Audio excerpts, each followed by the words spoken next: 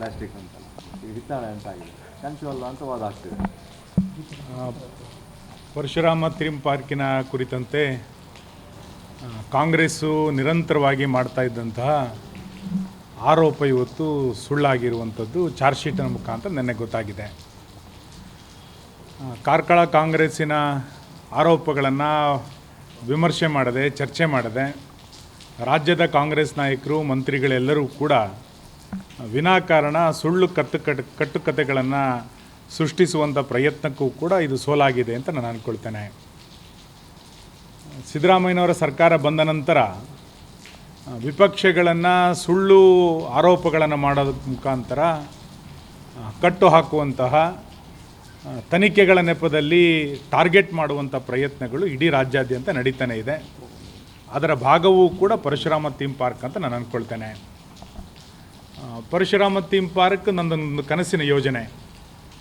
ಇಡೀ ದಕ್ಷಿಣ ಭಾರತದ ಒಂದು ಶ್ರೇಷ್ಠ ಪ್ರವಾಸಿ ತಾಣವಾಗಿ ಇದು ಅಭಿವೃದ್ಧಿ ಆಗಬೇಕು ಅಂತೇಳಿ ಕನಸುಗಳನ್ನು ಕಟ್ಟಿ ಇದಕ್ಕೆ ಅನುದಾನಗಳನ್ನು ಒದಗಿಸಿ ಒಂದು ಹೊಸ ಪರಿಕಲ್ಪನೆಯೊಂದಿಗೆ ಥೀಮ್ ಪಾರ್ಕನ್ನು ನಿರ್ಮಾಣ ಮಾಡಿತ್ತು. ಆದರೆ ದ್ವೇಷದ ರಾಜಕಾರಣಕ್ಕೆ, ಅಭಿವೃದ್ಧಿಯನ್ನು ಸಹಿಸಲಿಕ್ಕೆ ಸಾಧ್ಯ ಆಗದಲೇ ಇರುವಂಥ ಕಾಂಗ್ರೆಸ್ಸಿಗರು ವಿನಾಕಾರಣ ಪರಶುರಾಮನ ಮೂರ್ತಿಯನ್ನು ಫೈಬರ್ ಅಂತೇಳಿ ಭಾಳ ದೊಡ್ಡ ಪ್ರಮಾಣದಲ್ಲಿ ಅಪಪ್ರಚಾರಗಳನ್ನು ಮಾಡ್ತಾ ಬಂದರು.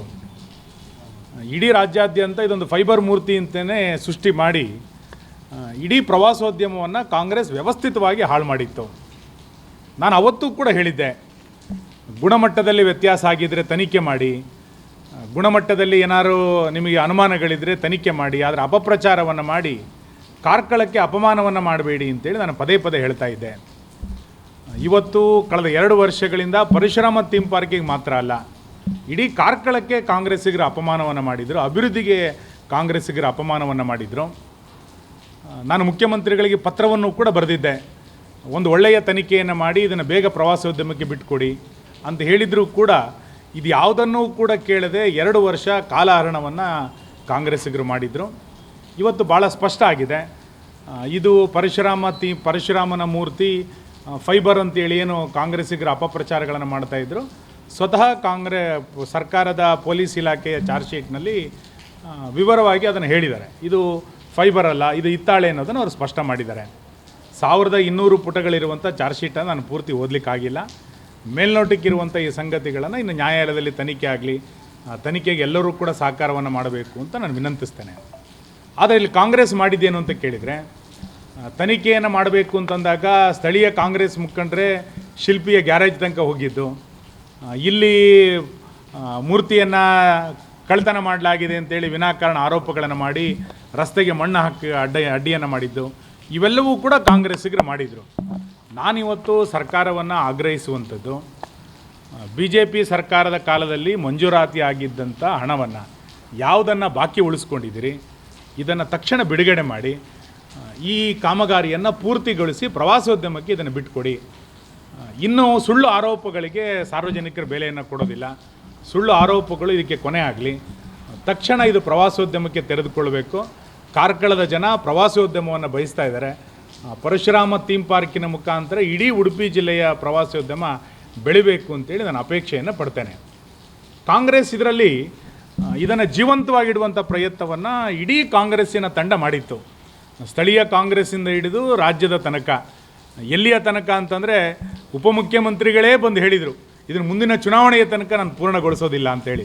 ಸರ್ಕಾರಕ್ಕೆ ಇದನ್ನು ಪೂರ್ಣಗೊಳಿಸುವಂಥ ಮನಸ್ಸೇ ಇಲ್ಲ, ಇದನ್ನು ಅಲ್ಲಿ ತನಕ ಇಡ್ತೇವೆ ಅಂತ ಹೇಳಿ ಪರಶುರಾಮನನ್ನು ಕೊಲೆ ಮಾಡಿದರು ಅನ್ನುವಷ್ಟರ ಮಟ್ಟಿಗೆ ಕಾಂಗ್ರೆಸ್ಸಿಗರು ಅಪಪ್ರಚಾರಗಳನ್ನು ಮಾಡಿದ್ದನ್ನು ಕಾರ್ಕಳದ ಜನ ಕ್ಷಮಿಸೋದಿಲ್ಲ.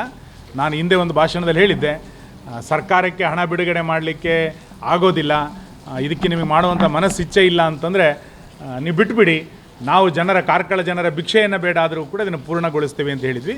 ನಾನು ಇವತ್ತಿಗೂ ಕೂಡ ಹೇಳಿಕೆಗೆ ಬದ್ಧನಿದ್ದೇನೆ. ನನಗೆ ಒಟ್ಟಾರೆ ಅಪಪ್ರಚಾರಗಳಿಗೆ ಇವತ್ತು ಸೋಲಾಗಿದೆ. ಇನ್ನೂ ಅಪಪ್ರಚಾರಗಳನ್ನು, ವಾದ ವಿವಾದಗಳನ್ನು ಮಾಡದೆ ದಯಮಾಡಿ ಈ ಮೂರ್ತಿಯನ್ನು ಸಂಪೂರ್ಣಗೊಳಿಸಿ ಪರಶುರಾಮ ಥೀಮ್ ಪಾರ್ಕನ್ನು ಪ್ರವಾಸೋದ್ಯಮಕ್ಕೆ ಬಿಟ್ಟುಕೊಡಬೇಕು, ಅಪಪ್ರಚಾರಗಳನ್ನು ನಿಲ್ಲಿಸಬೇಕು. ಸರ್ಕಾರ ವಿಪಕ್ಷಗಳನ್ನು ಟಾರ್ಗೆಟನ್ನು ಮಾಡುವಂಥದ್ದನ್ನು ನಿಲ್ಲಿಸಬೇಕು. ಇವತ್ತು ಸರ್ಕಾರ ಇರುತ್ತೆ, ನಾಳೆ ಬರುತ್ತೆ, ಇದು ಒಳ್ಳೆಯದಲ್ಲ. ನಾಳೆ ನಮ್ಮ ಸರ್ಕಾರವೂ ಕೂಡ ಬರುತ್ತೆ. ಹಾಗಂತೇಳಿ ಸುಳ್ಳು ಆರೋಪಗಳನ್ನು ಮಾಡಿ ಟಾರ್ಗೆಟ್ಗಳನ್ನು ಮಾಡಿ ಅಭಿವೃದ್ಧಿಯನ್ನು ಅಣಕ ಮಾಡೋದನ್ನು ಸರ್ಕಾರ ನಿಲ್ಲಿಸಬೇಕು ಅಂತೇಳಿ ನಾನು ಆಗ್ರಹಿಸ್ತೇನೆ. ಈ ಕಂಚು ಹಿತ್ತಾಳೆ ಚರ್ಚೆಗೆ ಏನು ಹೇಳ್ತೀರಿ? ನಾನು ಆ ಚರ್ಚೆಗೆ ಹೋಗೋದಿಲ್ಲ. ಯಾಕೆಂತಂದರೆ ನಾನು ಲೋಹ ತಜ್ಞನೂ ಅಲ್ಲ. ನಾನು ಆರಂಭದಿಂದನೂ ಕೂಡ ಈ 4 ಸಂಗತಿಗಳನ್ನು ಪದೇ ಪದೇ ಹೇಳ್ತಾ ಇದ್ದಿದ್ದು. ಒಂದು, ಗುಣಮಟ್ಟದಲ್ಲಿ ವ್ಯತ್ಯಾಸ ಇದ್ದರೆ ತನಿಖೆ ಮಾಡಿ. 2ನೇದು, ಸರ್ಕಾರ ತಕ್ಷಣ ಹಣ ಬಿಡುಗಡೆ ಮಾಡಿ.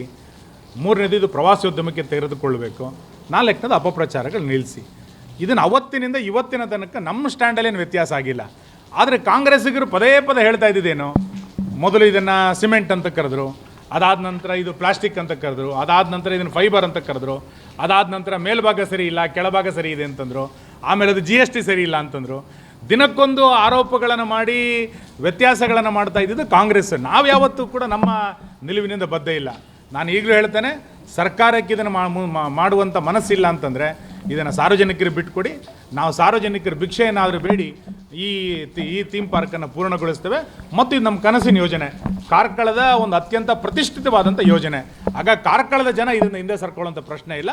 ನಾವು ಇದನ್ನು ಯಾವಾಗ ಮುಗಿಸ್ಬೇಕು ಅಂತೇಳಿ ಕಾತುರದಿಂದ ನೋಡ್ತಾ ಇದ್ದೇವೆ.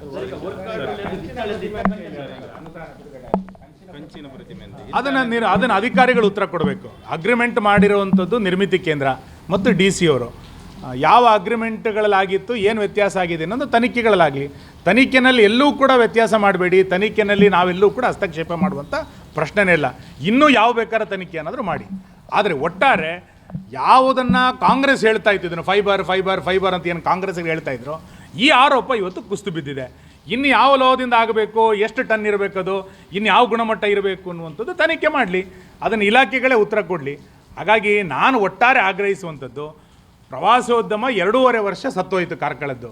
ಇನ್ನಾದರೂ ಇದನ್ನು ಈ ಆರೋಪಗಳನ್ನು ಬದಿಗಿಟ್ಟು ದಯಮಾಡಿ ತನಿಖೆ ಅದ್ರ ಪಾಡಿಗೆ ಅದು ನಡೀಲಿ. ಪ್ರವಾಸೋದ್ಯಮಕ್ಕೆ ಇದನ್ನು ಬಿಟ್ಟುಕೊಡ್ಲಿಕ್ಕೆ ಬೇಕಾದಂಥ ಎಲ್ಲ ಕಾರ್ಯಗಳನ್ನು ಕಾಂಗ್ರೆಸ್ ಮಾಡಬೇಕು ಅಂತ ಆಗ್ರಹಿಸ್ತಾರೆ.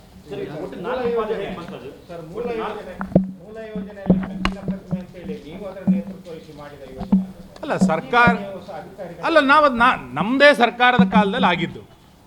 ಸರ್ಕಾರದ ಯೋಜನೆ ಹೇಗಿರಬೇಕು ಅನ್ನುವಂಥದ್ದನ್ನು ಅಧಿಕಾರಿಗಳು ಹೇಳಬೇಕು. ನಾವು ಆದೇಶ ಕೊಡ್ತೇವೆ, ಇದನ್ನು ಈ ಪಾರ್ಕಿಂಗ್ ಆಗಬೇಕು ಅಂತೇಳಿ 14 ಕೋಟಿ ರೂಪಾಯಿ ಅನುದಾನವನ್ನು ಬೇರೆ ಬೇರೆ ಇಲಾಖೆಗಳಿಂದ ಕೊಟ್ಟಿತ್ತು. ಗುಣಮಟ್ಟ ಹೇಗಿರಬೇಕು, ಅದರಲ್ಲಿ ಯಾವ್ಯಾವ ಅಂಶಗಳು ಸೇರಿರಬೇಕು ಅನ್ನೋದನ್ನು ಇಂಜಿನಿಯರ್ಗಳು ತೀರ್ಮಾನ ಮಾಡಬೇಕು. ಅದರಲ್ಲೂ ವ್ಯತ್ಯಾಸ ಇದ್ದರೆ ನಾನು ಈ ಕ್ಷಣದಲ್ಲೂ ಹೇಳ್ತೇನೆ, ಯಾವ ವ್ಯತ್ಯಾಸ ಇದ್ದರೂ ಕೂಡ ತನಿಖೆ ಮಾಡಲಿ. ತನಿಖೆಗೆ ಎಲ್ಲೂ ಕೂಡ ನಮ್ಮದು ವಿರೋಧ ಇಲ್ಲ. ಇನ್ನಷ್ಟು ತನಿಖೆಗಳು ನಡೀಲಿ. ಈಗಾಗಲೇ ಇದ್ರ ಬಗ್ಗೆ ಎಷ್ಟು ತನಿಖೆಗಳಾಯಿತು. ಮತ್ತು ಒಂದು ಲೋಹ ಯಾವುದು ಅಂತ ಕಂಡುಹಿಡಲಿಕ್ಕೆ 2.5 ವರ್ಷ ಬೇಕಾಯ್ತಾ? 2.5 ವರ್ಷದಿಂದ ಯಾಕೆ ಕಾಲಹರಣ ಮಾಡಿದ್ರಿ? ಮತ್ತು ಇದನ್ನು ತನಿಖೆ ಪೂರ್ಣಗೊಳಿಸಬೇಕು ಅಂತ ಸರ್ಕಾರಕ್ಕಿಲ್ಲ. ಉಪಮುಖ್ಯಮಂತ್ರಿಗಳು ಕಾರ್ಕಳಕ್ಕೆ ಬಂದು ಹೇಳಿದ್ದೇನೋ, ಇದನ್ನು ಪೂರ್ಣ ಮಾಡ್ತೇವೆ, ತನಿಖೆ ಪೂರ್ಣ ಮಾಡ್ತೇವೆ ಅಂತ ಹೇಳಲೇ ಇಲ್ಲ. ಮುಂದಿನ ಚುನಾವಣೆವರೆಗೂ ಇದನ್ನು ಹಿಡಿದಿಡ್ತೇವೆ ಅಂತ ಹೇಳಿದರು.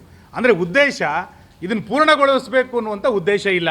ಇದನ್ನು ಸಂಪೂರ್ಣವಾಗಿ ತಡೆ ಹಿಡಿಬೇಕು, ಇದನ್ನು ಚುನಾವಣೆಗೆ ಬಳಸ್ಕೊಳ್ಬೇಕು ಅಂತ ಇದ್ದೇವಿನ ಪಾರ್ಕ್ ಆಗಬೇಕು, ಅಭಿವೃದ್ಧಿ ಆಗಬೇಕು ಅನ್ನುವಂಥದ್ದು ಕಾಂಗ್ರೆಸ್ಸಿನ ಮನಸ್ಸಲ್ಲಿ ಎಲ್ಲೂ ಕೂಡ ಇರಲಿಲ್ಲ.